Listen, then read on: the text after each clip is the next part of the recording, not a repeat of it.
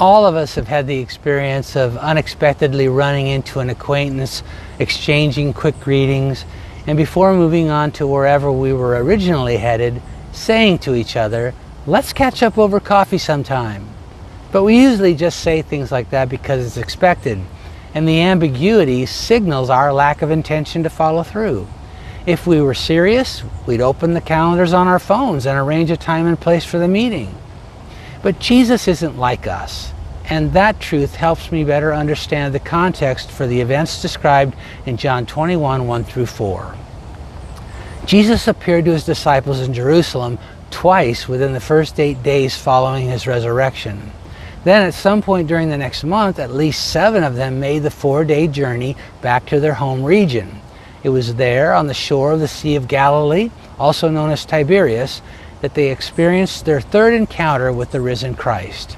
And John's account of the resulting rendezvous is filled with such profound significance, especially for Peter, that its record became the final chapter and epilogue of this gospel. It was likely a mix of reasons that prompted the disciples to make that trip.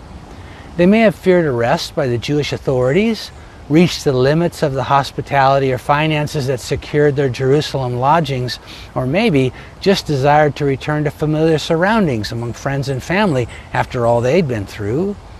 But chief among the considerations had to have been their recollection of a promise Jesus made on the night of his betrayal. He told them he would meet them in Galilee after his resurrection.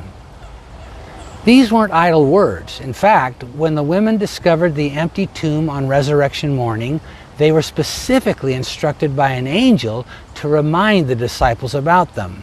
And Jesus himself reiterated those instructions when he appeared to the ladies on their way to deliver that reminder.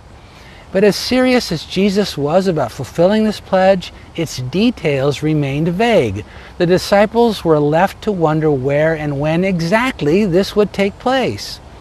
To their credit, they made the trip to Galilee, but in the absence of more specific information, it appears Peter reached the end of his patience and decided that just waiting for Jesus to show up somewhere, sometime, was unproductive or perhaps even futile.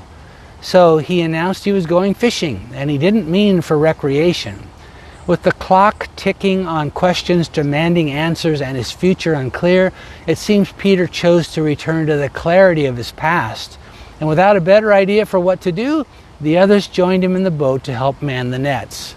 But after laboring all night with nothing to show for their efforts, it's easy to imagine the heavy fog of disappointment, disillusionment, discouragement, frustration, and hopelessness that must have settled over their souls.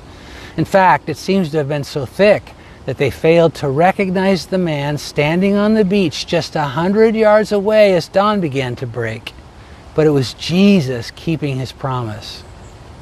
Because trust forms the foundation of any meaningful relationship, and because relationship with us is what God desires most, Hebrews 11:6 reveals that without faith it is impossible to please him. But true faith can only develop when our trust is challenged, and that happens most often as we must wait for the fulfillment of a divine promise. That's why those promises, whether written in Scripture or whispered into our hearts, almost never come with a date certain. It can be difficult to appreciate the value of the Lord's loving ambiguity when it requires us to linger in that suspended state where circumstances press in, deadlines pass, and the pressure mounts to act.